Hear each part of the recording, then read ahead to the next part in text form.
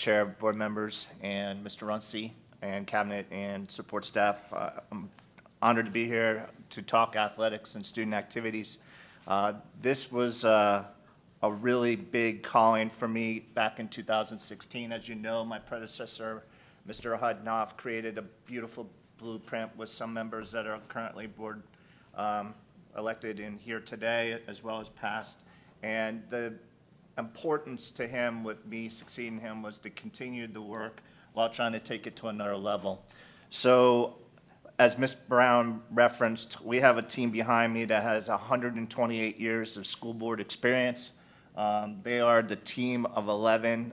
It's amazing that we put on 50 plus special events, and truly the work behind the scenes often gets recognized, but there's a true appreciation for what they do on a daily basis. I want to thank our team for their efforts, not only today, but into the future. As Ms. Brown also mentioned, this is not where we're coming to you to ask. Our motto within our division is to motivate, educate, and celebrate. And that's what we strive to do on a daily basis, not only with our school leadership and coaches and athletic directors and student athletes within, but also the broader vision of the community and the district. So speaking of celebrating, I think it's important to mention that we just recently had 3 state champions in basketball. We had Blanche Shaley in girls. For the very first time in school history. We had Miramar High School and boys for the very first time in school history, and a repeat with Stranahan in boys basketball. So the celebrating is something that's endless, and we have a lot to be proud of what we've accomplished. I will say that the Office of Athletics and Activities, in my humble opinion, is not duplicated anywhere nationally, and that's because of your hard work, ability to be creative with resources, and endless support. I also would be remiss if I did not mention that since the ask around some of the issues or concerns with netting and grass sod and some of the other challenges that we have on an annual basis, this reporting was a true collaboration amongst a bunch of departments. And we were working with OSPA and some of the OSPA directors, Sam Bass, who's with us today from PPO, along with Ron Eggenberger, facility maintenance, like Ms. Brown mentioned, Greg Boardman, who's really been our athletic project manager throughout, and we celebrated the weight rooms that we launched through the bond referendum that really, once again, are a model in our state. The 3 area directors, and Dale, Ron, and Mark, Aston Henry at risk management, safety. We've had countless meetings with Mr. Katz and his team since September. So there's a lot of people that have been around the table that have put their heads around the ask to try to create as much information and education as we could. And then we've mentioned and heard a little bit about Garth Solutions. My team, despite our ability and my own personal ability, are not the most tech savvy. So we did go to Garth Solutions, and I need to give them a shout out for the PowerPoint. As we kind of transition into the second slide, we wanted to just give you a global. Is this good information for you? Do we, go above and beyond in a way that's like overbearing or overwhelming?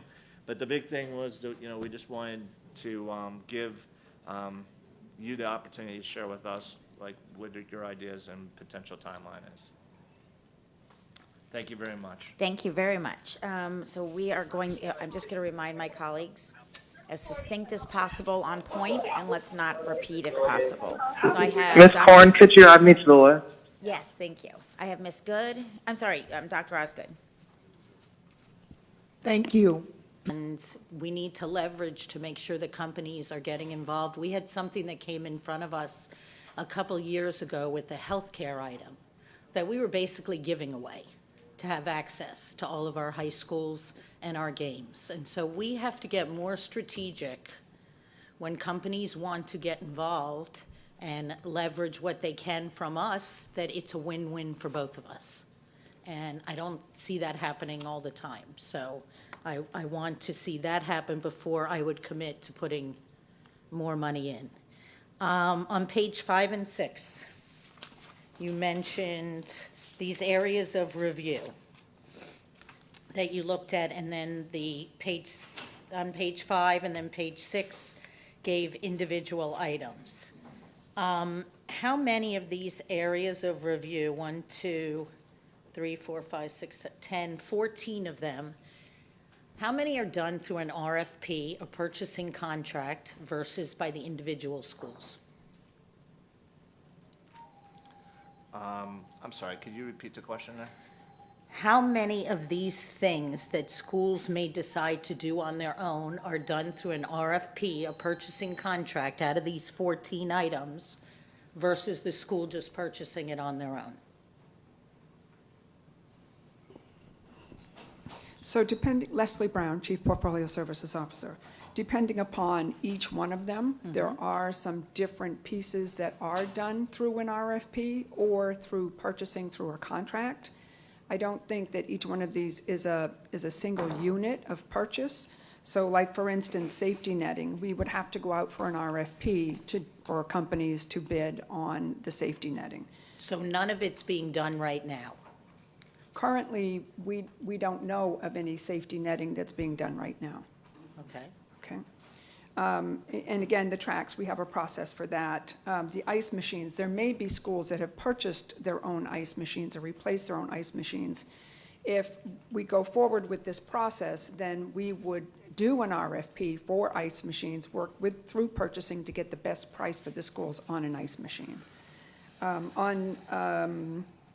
Let's see, perhaps the sound systems, we definitely have worked through an RFP for the sound systems.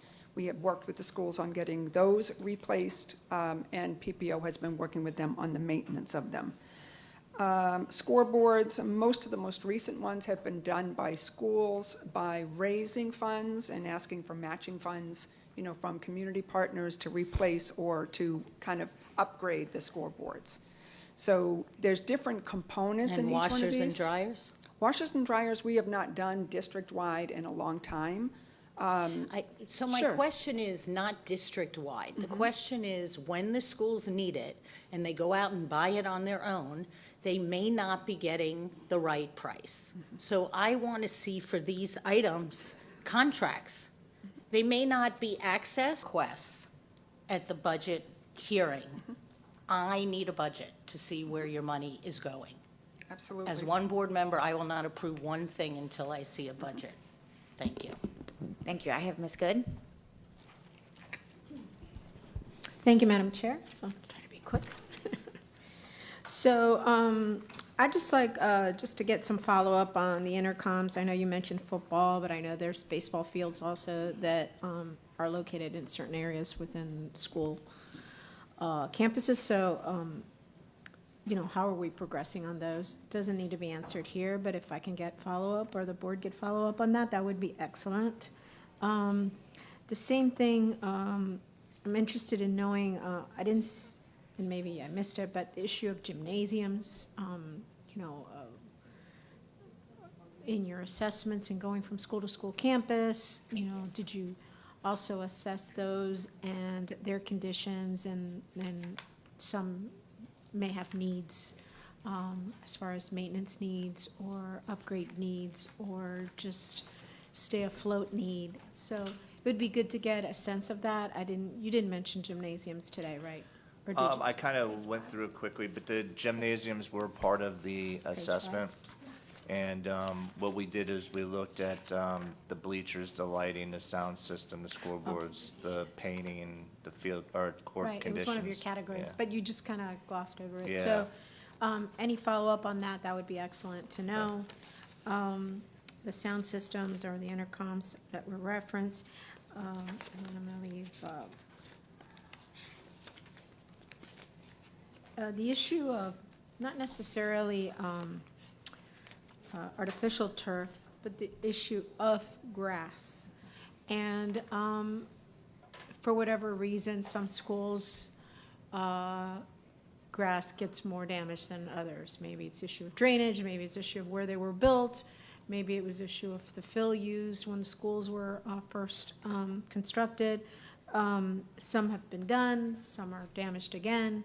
So I guess this is another issue. It is a safety issue because when the fields get flooded and they get significant game time on them, accidents can happen, students can get hurt. So I'd just like to get a sense of where your thoughts are on it. It doesn't have to be today either, but just in an assessment of when you did your, review, you yourself know you were a principal at one time, understanding what are some of the schools that maybe need it more than others. And then lastly, the issue of stadiums, and you mentioned 7, of which one is one of my schools. So I would say that this is an area that the community continuously speaks about. I would think that they want to do fundraising efforts and collection of funds and partnerships, but many have started the effort and then kind of really didn't get a sense of how it's best done. And certainly we want our school communities to do things appropriately. And I think it would be helpful if we can assist them, at least giving them the 101 as to how it's been done successfully elsewhere. What are some of the mechanisms that they can utilize to collect funds for the potential of a future stadium at their school facility?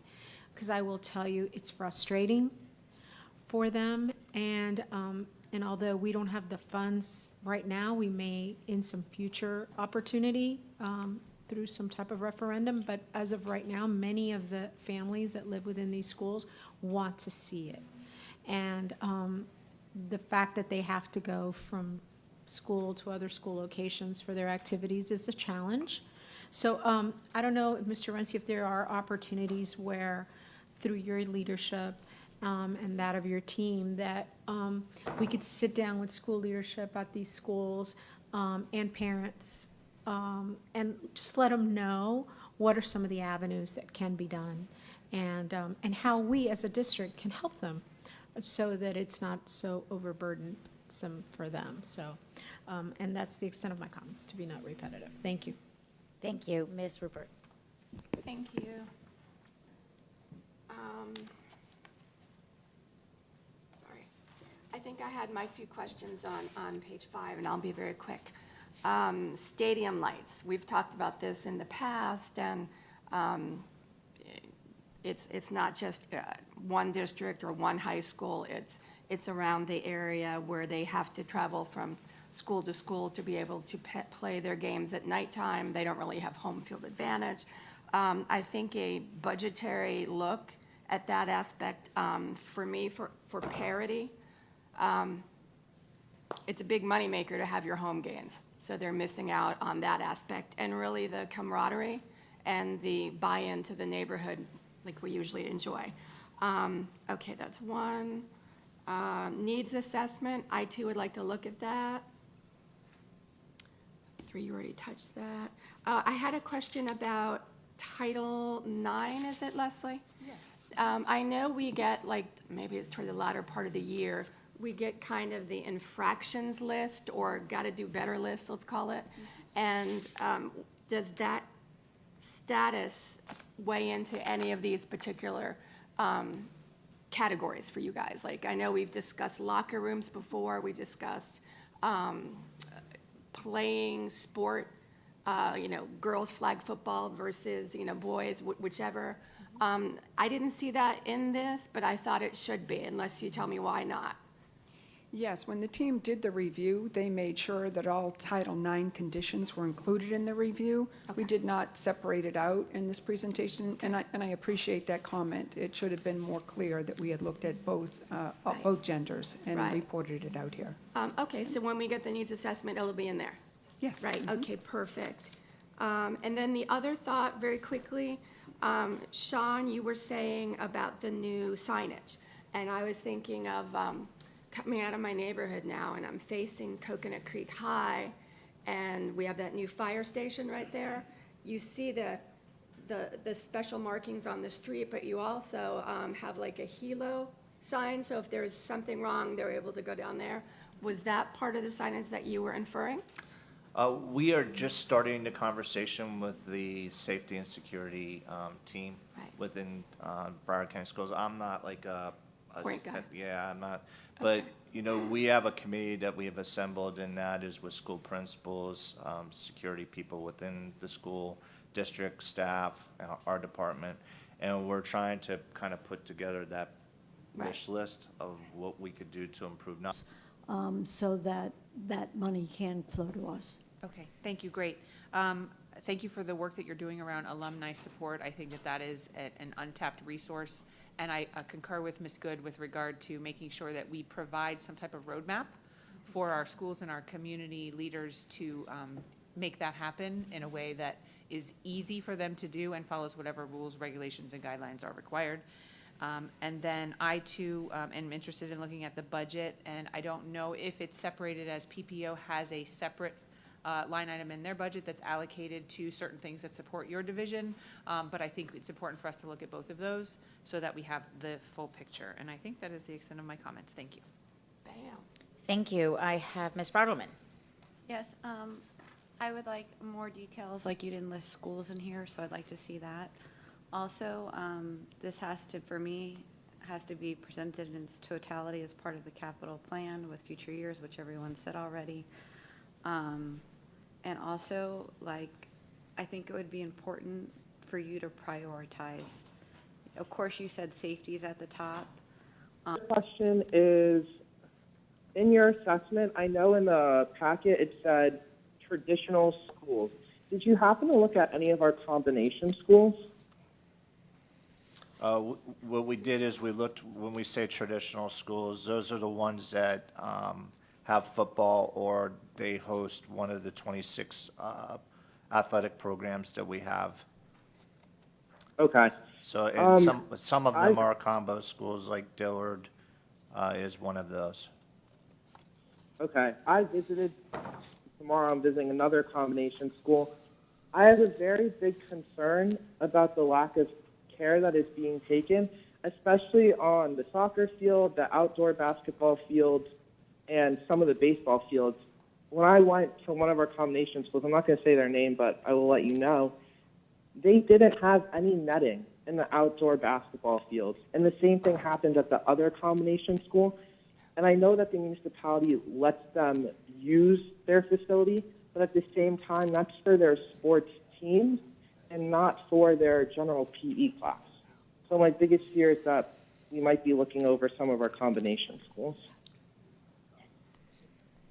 Thank Next, you. I also have the question is, in your assessment, did you assess if these fields, indoor basketball courts, outdoor football fields, if they were ADA compliant? I know that's a big thing that we keep getting asked, that some people with disabilities cannot make it into our athletic. That's a really good question, Bo. 100% of that, of our facilities were evaluated for ADA compliance. And there were a few that were identified that we are working with different departments to improve. Okay, I love to hear that. And lastly, I just want to say I love the presentation. I think that a lot of these schools have been waiting for these fields, track renovations, all of it. I think it's great. And especially the signage. I think signage is so important nowadays, especially in the climate we live in. Not to mention, I keep talking about curb appeal, and curb appeal is going to increase our enrollment, and curb appeal is going to make students want to come to school. I think signage is such a big part of that. So I am beyond excited, and I think this is all so great, and this team always does an amazing job. And that's it. Thank you. Thank you. So I just want to make note, I didn't say it publicly, there were no speakers listed, so that's why we didn't go to speakers. So a handful of things. First, this was a huge ask for you to do, so I want to, Ms. Brown, Mr. Sarah, and your whole team, thank you for taking this on and bringing this back to us.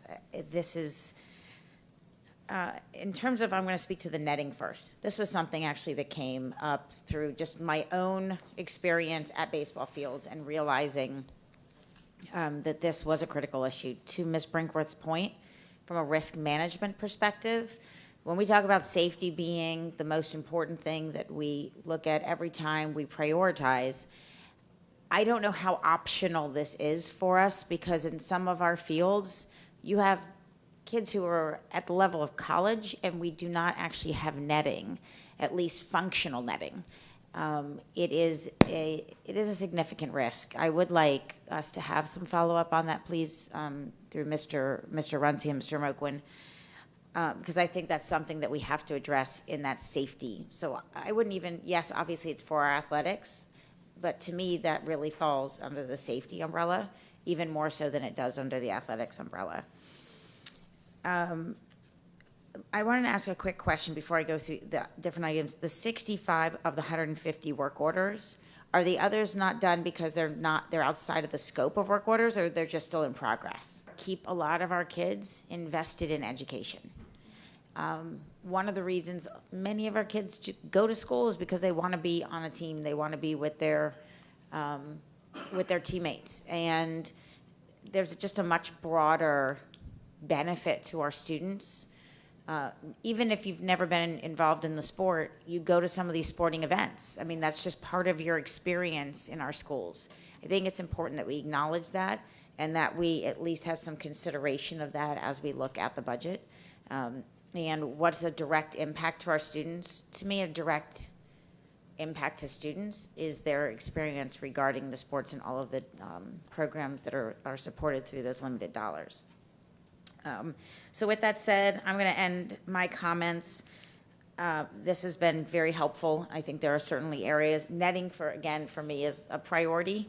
I agree with the bleachers and the stadiums. It's very difficult to be at one of those schools. There is no such thing as a home field advantage, and that matters if you've been at a school where you do have a home field advantage. So the takeaways that I have, if I could list them, would be a needs assessment, but to identify the different areas of what would be outstanding and what would be handled by PPO, a budget breakdown, a risk assessment of what that netting, or, at the baseball and softball field specifically, a risk assessment feedback.